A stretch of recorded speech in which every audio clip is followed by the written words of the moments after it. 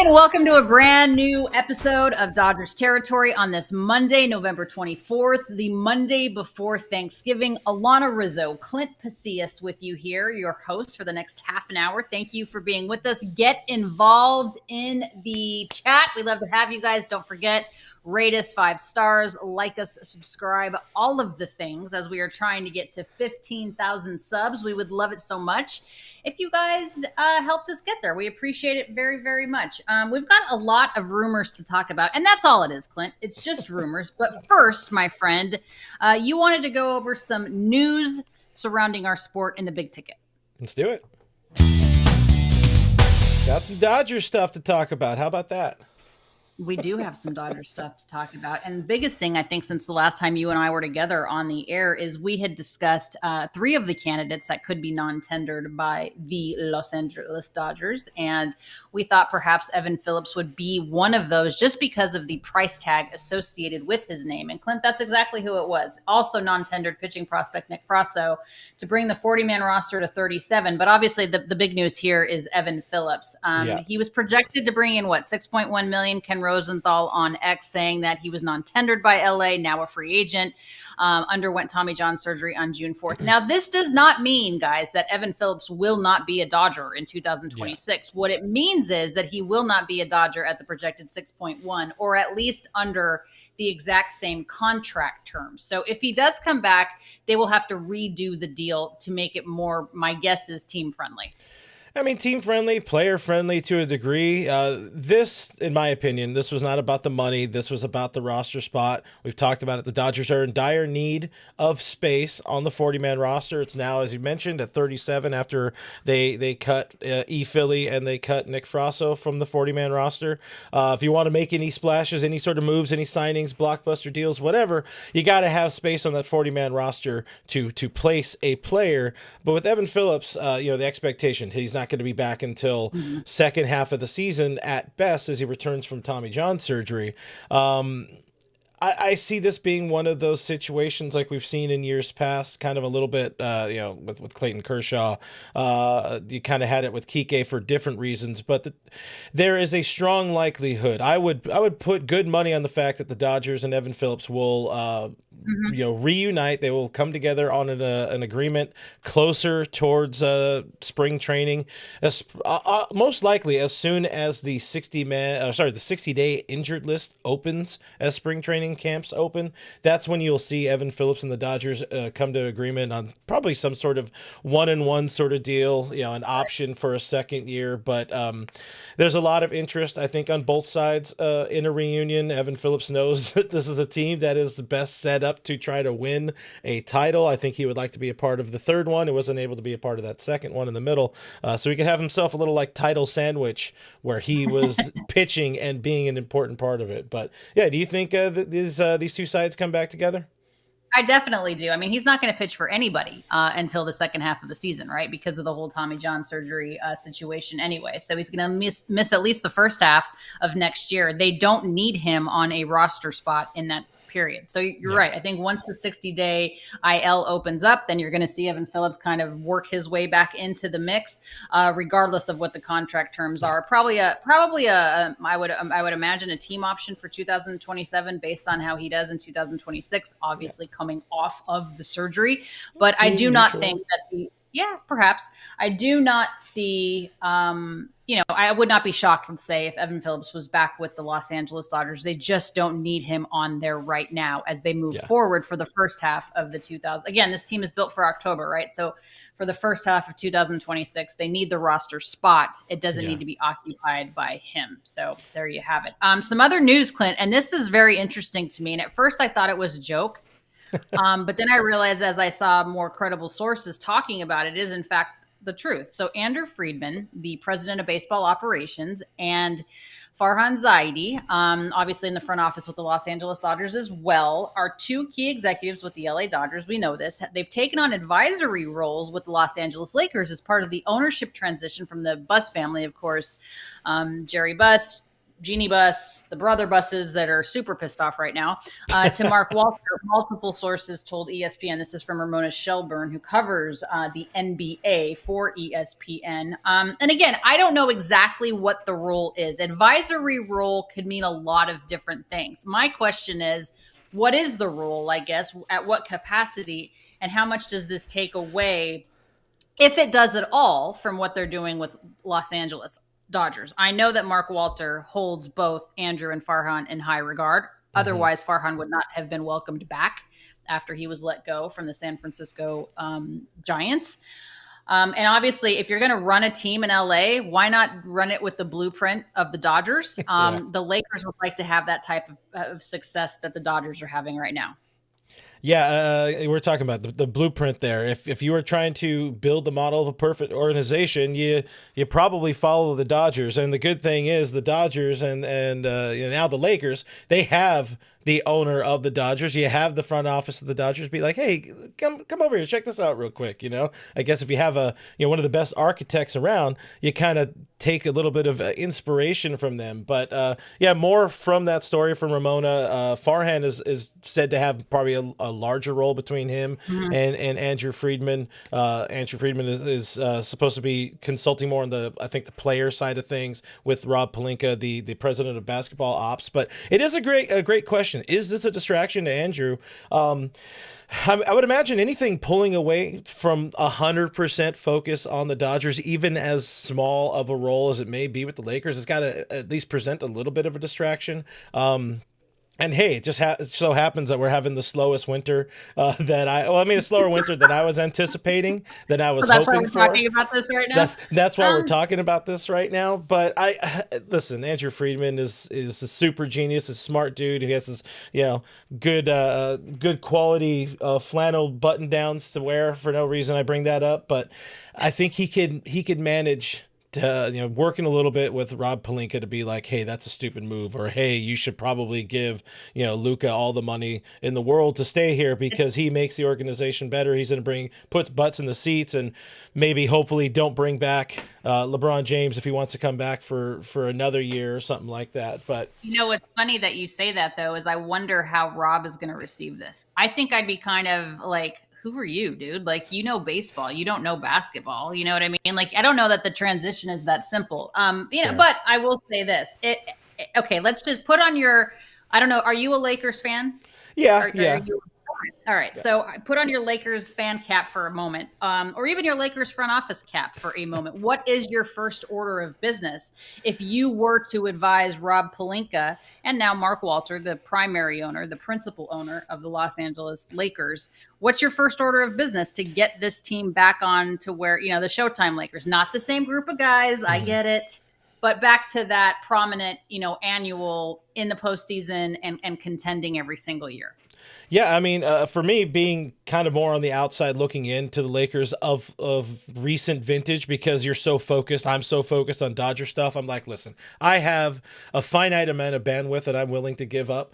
But that said, it's been pretty painfully apparent for a while. The Lakers have not been a destination for NBA stars to want to come and sign and play here. The Dodgers, on the other hand, are a destination. That is a destination organization, even if it is in Los Angeles, with all the garbage traffic and all the issues and the high taxes and yada yada that would make a multi-billion dollar player potentially not want to sign for an LA organization. Players still want to come. Baseball players still want to come play with the Dodgers for a reason. And yeah, they're building, title teams. They are winning championships. Lakers won in 2020 and then couldn't really get back over the hump again because they weren't able to add quality talent.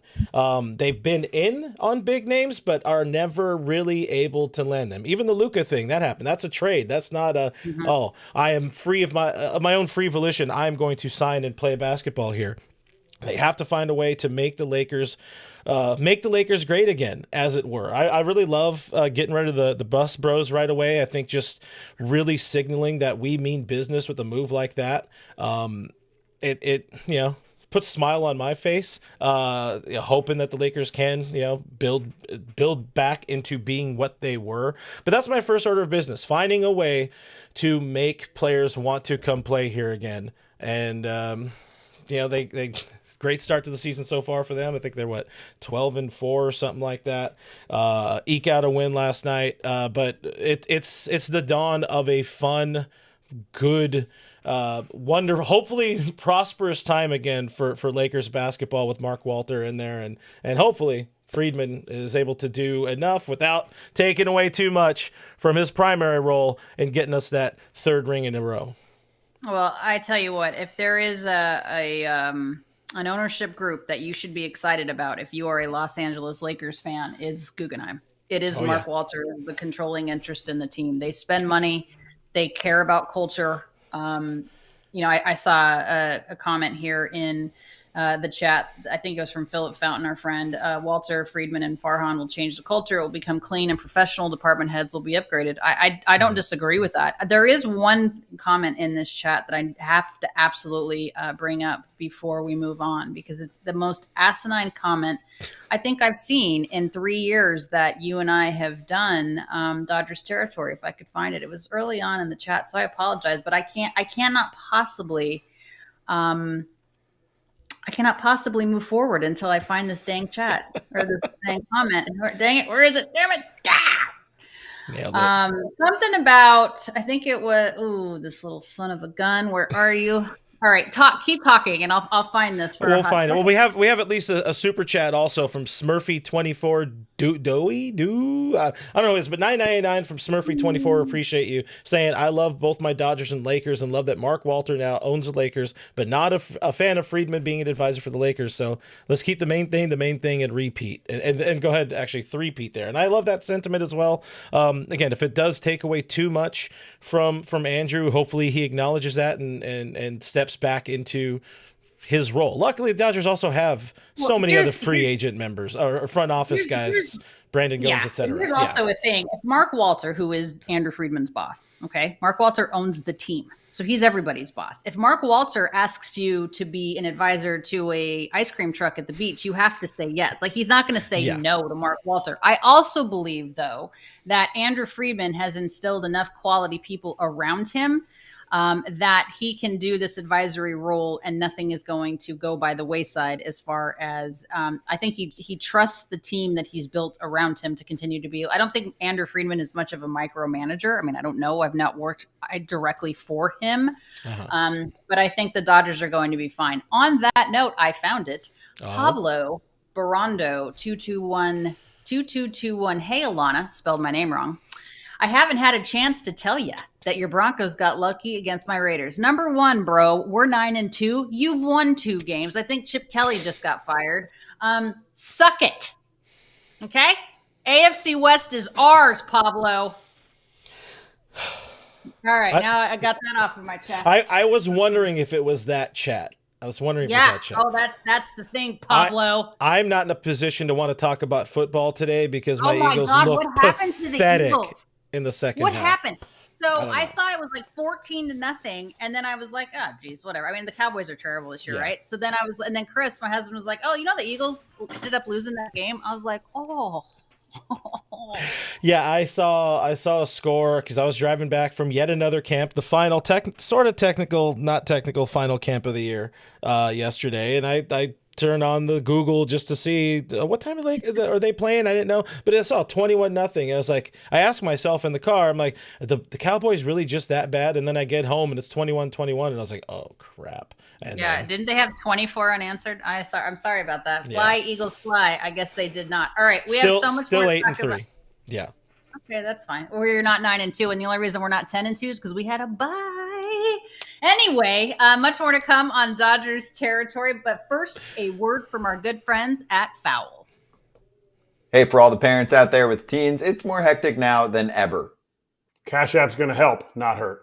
With the Cash App card, available to teens 13 to 17 with sponsorship by an eligible parent or guardian, every transaction triggers a real-time notification for you to see, empowering your teen to practice independence while giving you peace of mind by keeping track of their spending. You can also manage everything directly from your own Cash App account without having to switch between the two. With the Cash App card, you and your teen's balances receive 24/7 fraud monitoring, and if something ever feels off, you have the ability to lock their card right from your phone in just one tap. For a limited time, new Cash App customers can earn $10 if they use code FAMILY10 in their profile at sign up and send $5 to a friend within 14 days. Terms apply. Cash App is a financial services platform, not a bank. Banking services provided by Cash App's bank partner.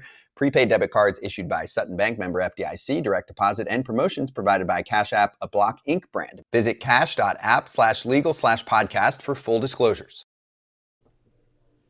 All right, welcome back, everybody. By the way, please consider supporting the show with merch. We now have gift cards and a Black Friday promotion with code Black Friday. Click the link in the video description or go to DodgersTerritoryShop.com/promo Black Friday. I love that we have gift cards because a lot of folks, I believe, that listen to us and watch us, obviously, are Dodgers fans, but they have friends and family that are Dodgers fans as well. Give them a gift card. Support the show. You not only support Dodgers territory on foul territory, but you support Clint and myself. We don't have a salary for this show, so we do this because we love it.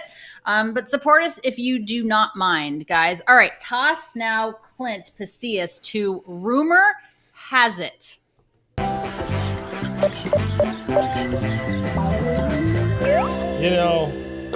You know, Riz, I really wish we had rumors, actual substantial things to talk about. This really should be more of like a hypothetical segment, but we don't have that graphic. And it is somewhat based in rumors for us to start.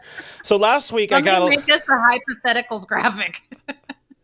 No, because then I would use that way too much. But, last week I got annoyed. I got annoyed because there was this Corey Seager non-rumor that came out there. Dodgers fans I think they are also bored and wanting something to happen so far or just to kick off this offseason or whatever. But so there was an article from Evan Grant, who covers the Texas Rangers. And he had stated in this article, the Rangers were said to be trying to clear some payroll. And one of the guys they could look at theoretically trading, somebody who could be an option is Corey Seager, owed $186 million over 6 years. And it's crazy how long he's already been away from the Dodgers. And I see Justin in the chat saying Seager ain't coming. And I agree. And that's the thing that annoyed me is that people were kind of trying to create this thing. It's more of a, again, fan-driven thing than actual sources, but it stemmed from that report that the Rangers were trying to cut payroll.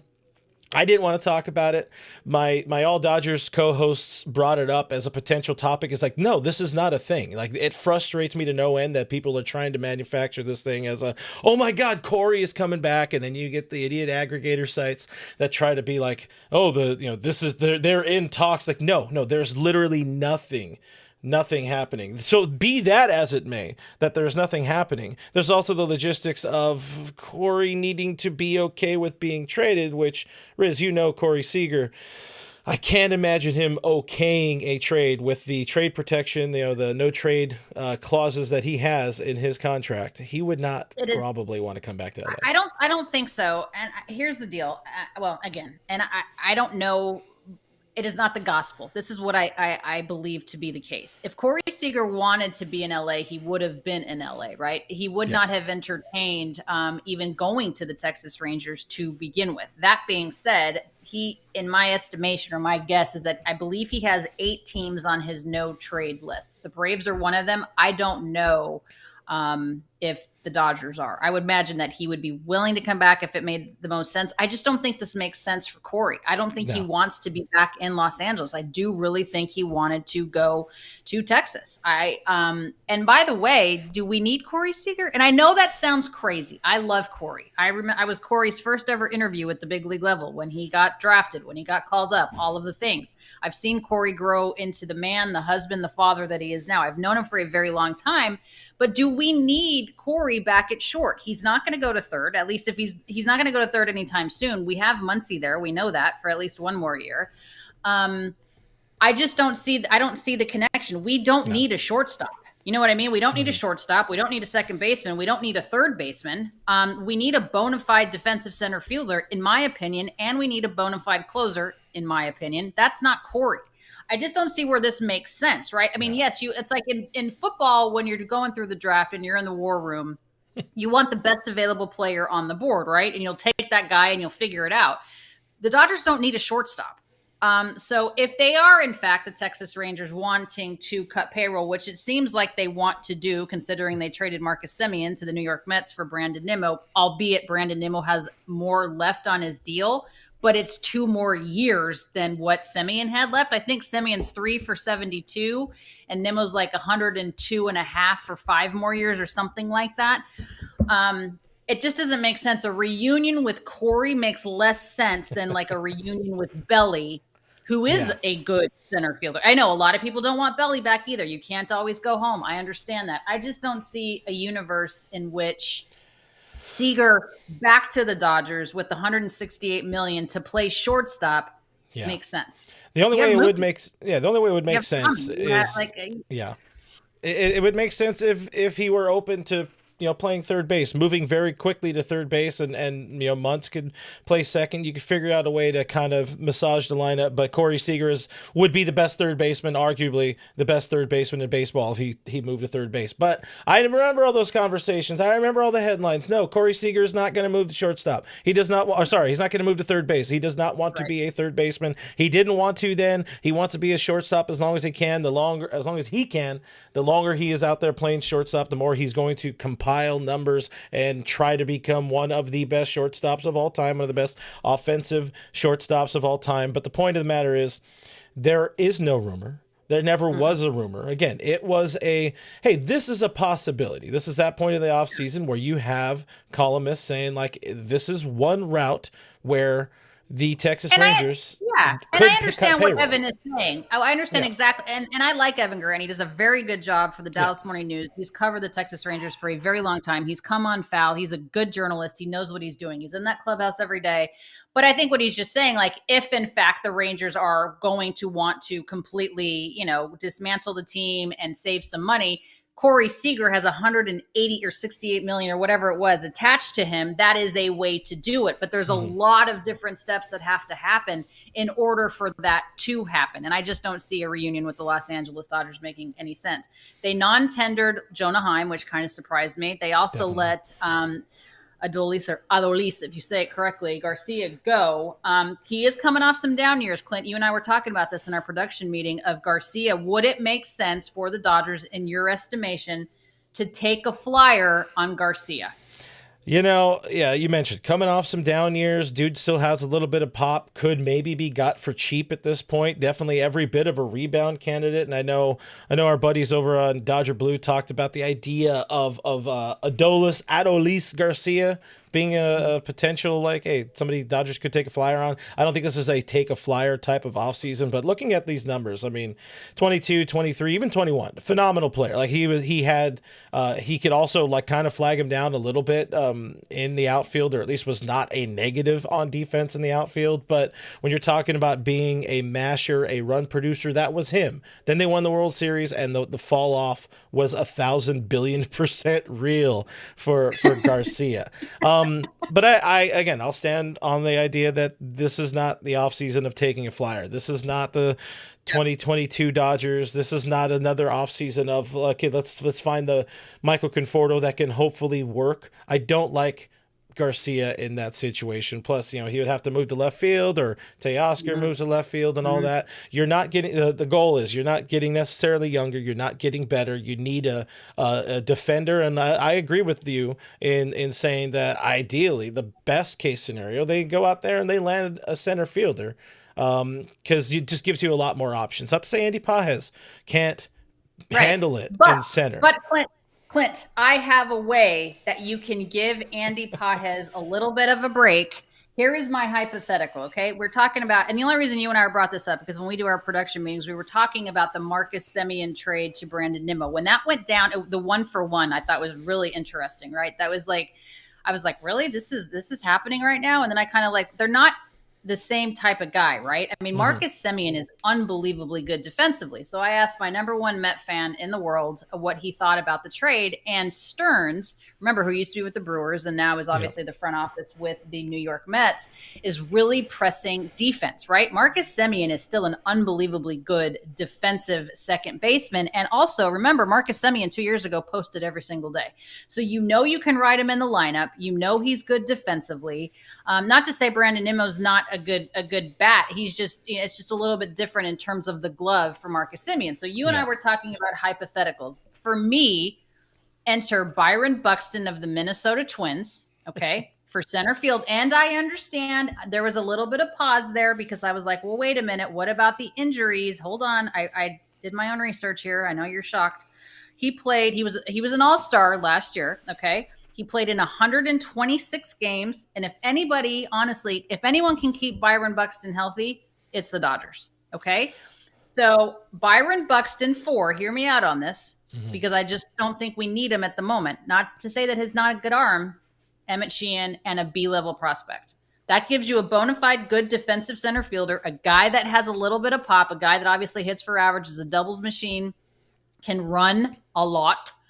And you get a B-level prospect in addition to Buxton, or excuse me, you give up a B-level prospect and you give up Emmett Sheehan, who probably could get us a legit starting every 5th day job someplace else. I mean, if you're presenting that, or if I'm presenting that, like how do I do this? As a Dodger fan, I'm taking that every day of the week because I think it's not enough to land Byron Buxton. He's still on a very good contract. To the Buxton part of this, 100%. He is somebody we have talked about a little bit on my other channel as well. I mean, if there is kind of a perfect player that could slot into the Dodgers lineup, he is a center fielder. He is a slugger. He has on base. He has the complete package, does Byron Buxton. He's also apparently maybe open to being traded after saying, I don't want to be traded less than 3 months ago, 4 months ago, whatever it is. And here's all that you would take on. 3 years, $45 million left on his deal. Cheap. And you take the pressure off of Pasillas. Yeah. Now, again, with that ridiculously cheap contract, I don't know that Emmett Sheehan, for as great as he is, he also hasn't really proven anything. He's only, he's also season not plus. been given a chance to do it every 5 days either. Well, I mean, he kind of was last year, and he, further removed now from the Tommy John surgery and all that. But it might need to be more of like a Sheehan and a higher level prospect, maybe somebody like a Zaire Hope, maybe somebody like I think James Tibbs III is in there, Mike Sirota, but it's probably somebody that is a center fielder that is closer to being ready. Maybe even Josue DePaulo, who we talked about last week with Josh Norris. It needs to have a little more star power behind it. Everybody wants pitching. Every team wants pitching for sure. So I think Sheehan is a good conversation starter. But I don't know if Sheehan and somebody in the 15 range of the Dodgers pipeline, I don't know if that gets it done. I could call Minnesota and start the conversations. I'm down. We know Andrew's busy with the Lakers these days, so maybe I could help out there. Oh, come on. All right. So what's your hypothetical? Again, we're just spitballing here, people. None of this is we're at that point of the off season here. If I had one, and it's not going to be Buxton again, I'm probably looking at Jarren Duran, and I think there is. They have a lot of outfielders over there in Boston. Jarren Duran is somebody who can play some left field, who can play some center field, ridiculously fast, can bat the ball at times, can get on base, can run into some baseballs as well and hit them out of the ballpark. Jarren Duran makes a lot of sense for the Dodgers and where they're at and their needs, and I think maybe it's an overpay. I don't know, but I think you can get some conversations rolling with Dalton Rushing in there. They need a catcher. Who's your backup catcher? For the Dodgers, I don't know who the backup would end up being right now. Go out and trade for Ben Rortvedt again. I don't know. A backup catcher to me, I don't know. It's not as important. They'll find somebody. They can make it work. I hear Austin Barnes is looking for a job. Obviously, it's not going to be Barnes coming back. But if you're trying to fill a hole with kind of an area of surplus, because you have Will Smith, do you really need Dalton Rushing to be starting twice a week and just essentially never really getting an opportunity? To me, it's also looking at, hey, give this kid an opportunity to be an everyday catcher in Dalton. You give yourself a center field or left field option, trade Dalton Rushing. Maybe it's, throwing another guy in there, Bobby Miller, get him off of the 40-man roster there. Maybe a change of scenery helps him out. But for Boston, it feels to me like Rushing is better than Carlos Narvaez and Connor Wong in that catching situation they have. You do not want Connor Wong. You do not like. No. I'm saying like that is their I know. catching. I cover the Red Sox too as a freelancer, and I have a comment about that as well. So somebody put in here, Smurfy24, Duran is a head case and seems to check out when his feelings get hurt. That's not true at all. Duran is not a head case. He's not. He kind of just seems like he won't take shit, if anything. He doesn't, but he's not a head case. Like he is the heartbeat of that clubhouse when I tell you that. We're more head cases than Jarren Duran is what you're saying. I mean, for sure. I don't know. Again, like, what would you guys do? Put it in the chat. Like, everybody, you guys are yelling at us. Owl of Minerva is so funny. We're just spitballing. Quit talking Steer to LA rumors. Tweet just spitballing. What would you do? I mean, like, what's your hypothetical? It's got to be a big leaguer for a big leaguer that's already on the 40-man. Okay, we're not talking just trade here. We're not talking like just prospects. We're talking big leaguer for big leaguer. Who would you do? Do it matching the Semien for Nimmo, which, by the way, I like that trade for both those organizations. They both the Rangers and the Mets very clearly just needed like some sort of change for the sake of change after the crappy seasons they both had. How the Rangers fall off is something that really needs to be studied, but that's not our show. We already talked about everything else, including the Lakers and everything. By the way, we also got a $5 super chat before we throw to last licks and another break. The Truth Seeker Doc RB saying hello to both of us and wondering about the outfield situation. I want to focus on the latter part there. Are we more interested in free agency, more interested in Kyle Tucker or Cody Bellinger? And also throws in Happy Thanksgiving. Let's keep this one tight. What do you think? Who do you prefer? I don't. Kyle Tucker's not coming to LA. He's gonna warrant 3 to 350, and I just don't see that happening. They don't need that to spend that type of money on an outfielder. Whether it's Andy Pajas or Belly or Byron Buxton or somebody else that we haven't named, it's not going to be Kyle Tucker.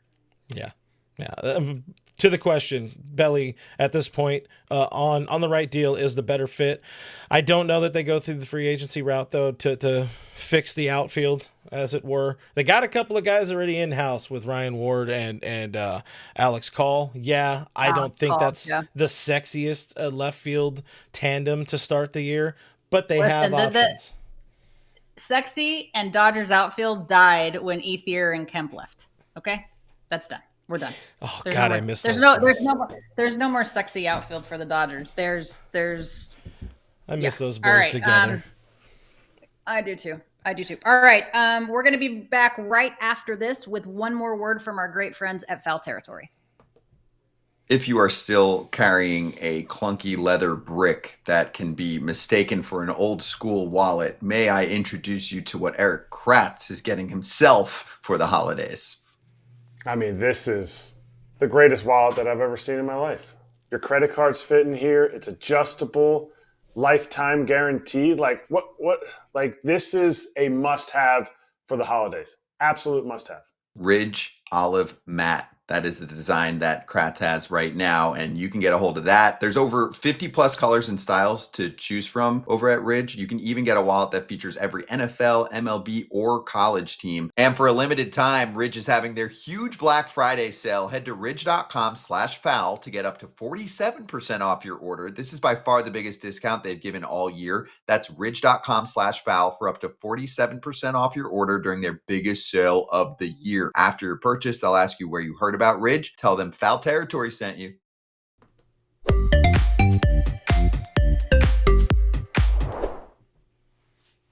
That's awesome. That wallet was awesome with the Dodgers World Series championship on it. That's sweet. Thanks, Ridge. All right, so welcome to Last Licks, everybody. This is for Hank. Look at that good boy. He's such a good boy. So Hank was failed, I can't tell you how many times by humans.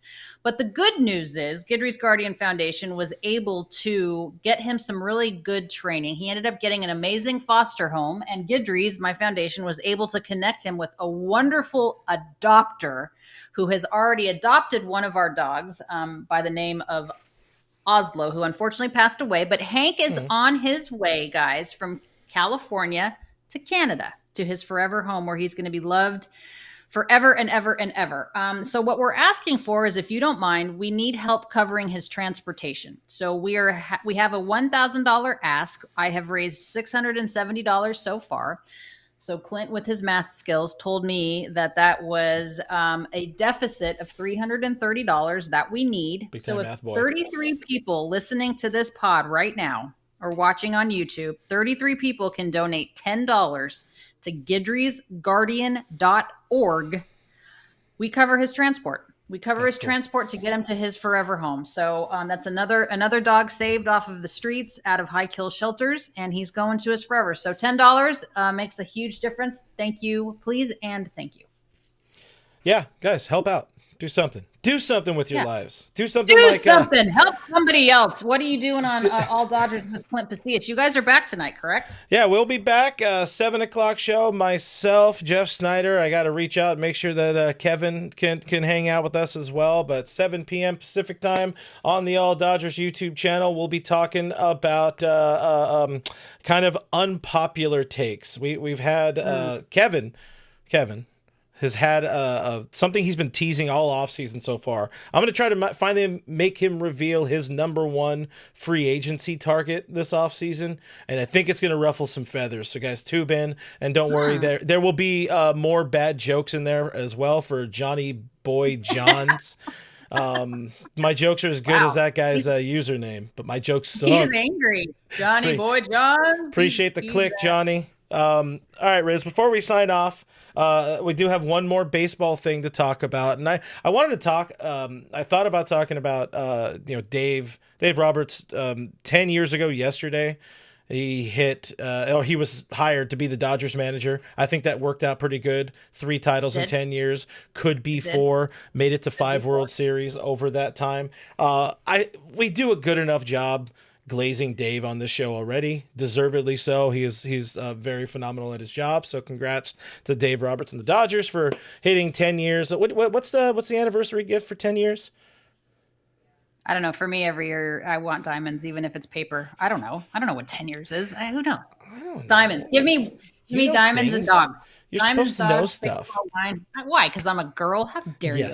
Yes. I don't know, but that's not what we want to talk about. Our thought for the road is these 2 clowns that thought that they were going to get $2 million for the 2 home run balls in Game 7 of the World Series. It's a father-son team that originally wanted Clint $2.5 million. Darren Ravel covers all things business for ESPN, I think. They ended up getting a lot of money. I mean, they got $324K, but it's not $2.5 million.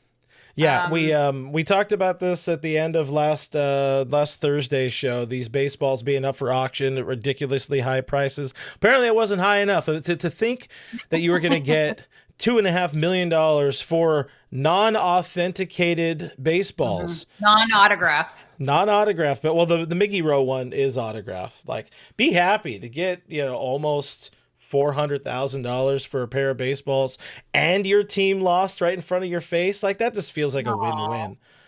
Oh, wow, you're just as mean as that Johnny guy that told you your jokes suck. It's a good joke. Yeah, I mean, good for them. That's a good holiday for them, a good New Year for them. $324,000 is nothing to sneeze at. And you're right, Miguel's was signed. I remember because the auction house did that. Shohei's not signed, neither of which are authenticated. But all right, so there you have it. You guys, we are back on Thursday. Clint and I are doing the show on Wednesday, but it'll air on Thursday for your Thanksgiving pleasure, Clint said, so you can disassociate with your family and join your Dodgers Territory one. Don't forget to check out DodgersTerritoryShop.com. You can check us out at that link. You can scan the QR code. Black Friday sale is on now, you guys. You don't have to wait until Friday. Use promo code Black Friday at checkout and save. Support the show. Appreciate you guys as always. We'll see you on Thursday. Go Dodgers. Bye.